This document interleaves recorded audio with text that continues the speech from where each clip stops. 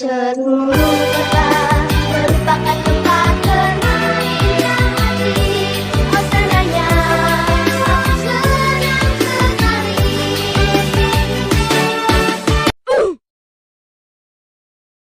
Lalu kemudian di base camp, Ale tengah stres dikarenakan dia kehilangan salah satu temannya. Dia sedang frustasi.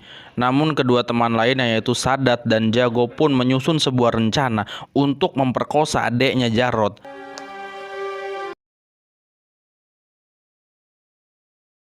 Kemudian di malam hari mereka datang ke sebuah bar untuk melakukan hal bejat dengan menggengbeng Yani.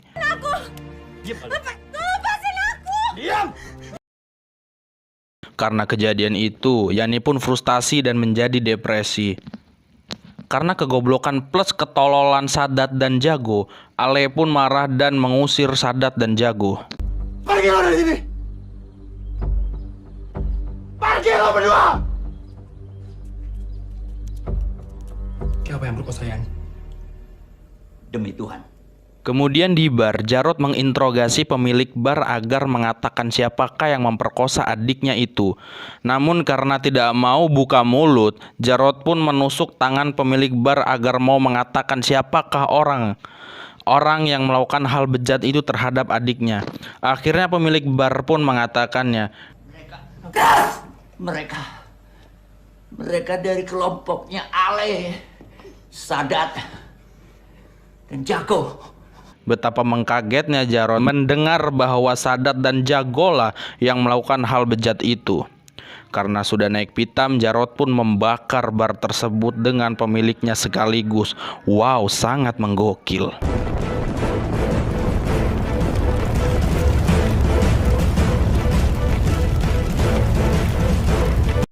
Kemudian pada malam hari ketika Sadat dan Jago berjalan dengan sansnya bersama para betina nakal, tiba-tiba dia ditikam balok kayu jati oleh Adi dan mereka pun dibawa ke markas, di mana mereka sudah dibugili lalu mereka diinterogasi oleh Jarot. Namun bangsatnya di saat ajal mereka sudah dekat dan tinggal eksekusi, mereka malah merengek dengan mengaku, "Kita kan sahabat, Rot. Kita kan udah kayak saudara, Rot." Anjir, lu waktu Jarot di penjara kemana lu berdua, the best couple yang sangat edan? Hah? Udah gitu adanya Jarot diperkosa lagi, anjing. Karena mungkin Jarot tak tega, Jarot pun menyuruh Fatir yang mengeksekusi mereka.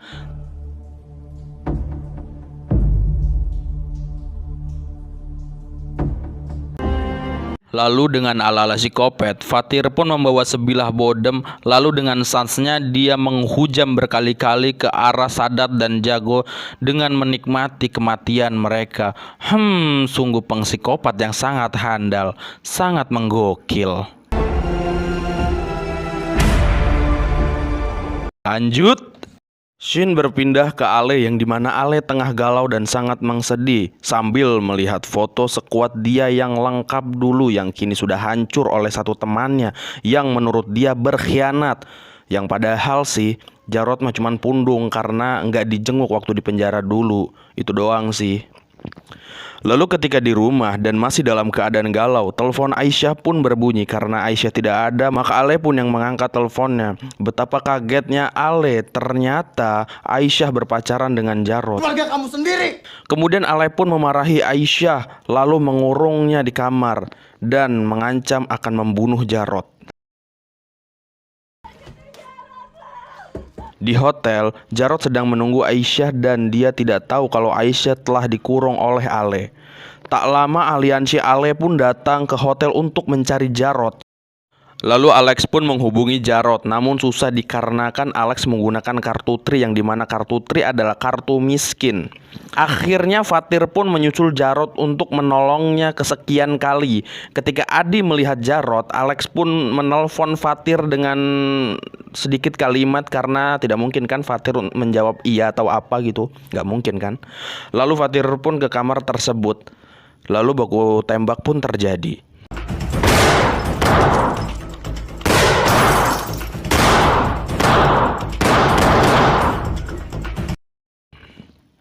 Hingga saat sudah terdesak, Fatir dan Jarot pun melompat ke jendela dan mereka pun lolos.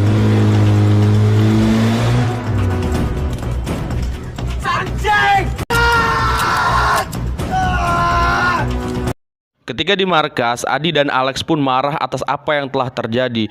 Karena kalau tanpa mereka mungkin Jarod sudah mati. Mereka pun berdebat dengan hebat sehingga Adi pun akhirnya menyarankan Jarod untuk meninggalkan Aisyah demi keselamatan dan hidup Aisyah. Lu ngebahayain nyawa dia. Pikirin baik-baik.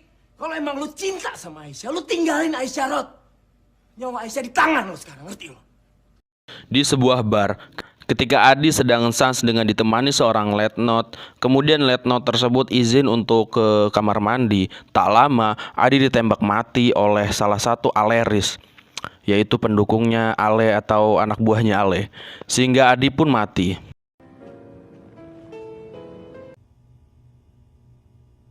Bersihkan semua sampah. Hal ini membuat Alex murka dan ingin mengheadshot kepala Jarod yang lagi-lagi dilindungi oleh Fatir. Jawab pertanyaan gue, kenapa bukan lo yang mati lihat kok?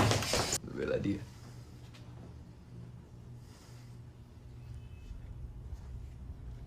Lu bela dia! Lalu Shin pun berpindah ke Aisyah yang mengakui bahwa dirinya tengah hamil anak Jarod. Ya iyalah kan udah tanam saham.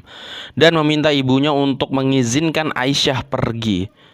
Namun ibunya berpesan kepada Aisyah kalau dia tidak mungkin bisa kembali lagi. Kemudian Aisyah pun bertemu Jarod di sebuah gedung. Namun betapa mengkagetnya dia ketika Jarod malah ingin mengakhiri hubungan mereka demi keselamatan Aisyah. Sampai dia lupa memberitahu Jarod bahwa dia sedang hamil. Kemudian Jarod pun meninggalkan Aisyah. Aisyah yang tengah sedih kaget ketika pundaknya ditepuk. Awalnya dia mengira bahwa itu Jarod dan dia itu senang. Tapi ketika berbalik dia pun kaget karena Fatir lah yang memegang bahunya. Lalu dengan enjoynya si Fatir melempar Aisyah dari atas gedung tersebut. Jarod yang tidak tahu apa-apa mengira bahwa Aisyah bunuh diri dikarenakan dia putuskan. Pede gila Rod. Jarod yang sedih dan panik akhirnya menghubungi polisi bahwa ada mayat di gedung tua.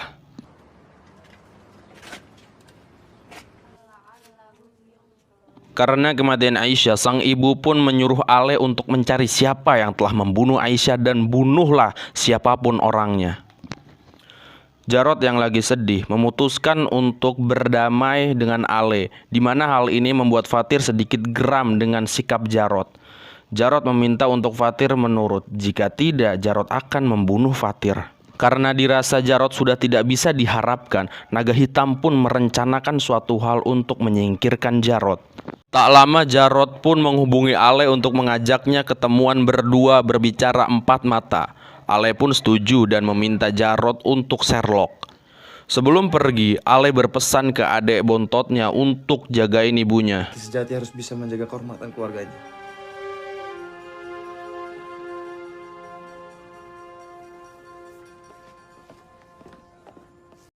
Kemudian mereka pun ketemuan yang dimana Jarod mulai ngebacot soal solidnya mereka di masa lalu.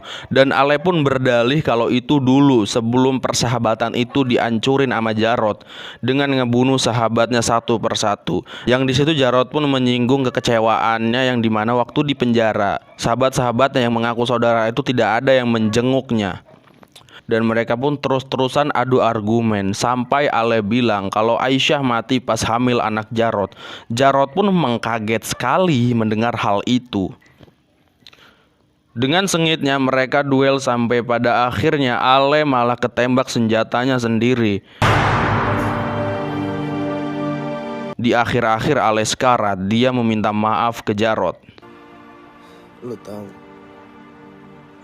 Karena kematian Ale, Jarod pun sedih dan galau. Tapi tiba-tiba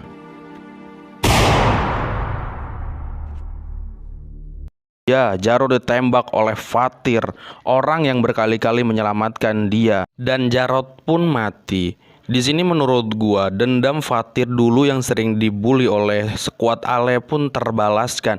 Ya walaupun Jarod pun harus dibunuh olehnya. Padahal Jarod yang paling care dan peduli sama Fatir waktu dia masih cupu. Namun ketika bedes, mungkin karena sering diselamatin sama Fatir gitu ya. Mungkin karena Fatir sering banget nyelamatin Jarod sampai Jarod nunjukin sikap dimana untuk berkhianat gitu. Disitulah Fatir memutuskan untuk ngebunuh Jarod, kemungkinan gitu sih. Di akhir ending adeknya Ale yaitu Bara membuat pasukan baru yaitu Aliansi Bara, dan film pun tamat dengan sebuah quotes, "Jangan pernah membuli orang bisu atau dia akan menghabisimu." Wow, sangat menggokil. Secara keseluruhan film ini bagus, sangat kriminal sekali, sangat mengmafia sekali, dan cocok juga untuk fanatisme solidaritas, orang yang sangat memuja sekali kesolidaritasan, ya cocok banget ya.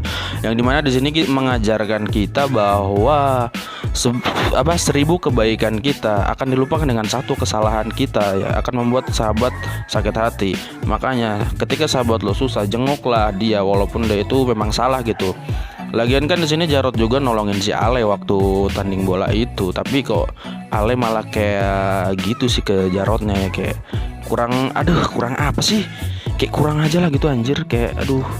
Kok lu udah diselamatin nyawa lu, tapi kok lu buat jenguk doang kok susah gitu loh. Lu nggak tahu penderitaan Jarod di penjara gimana gitu loh.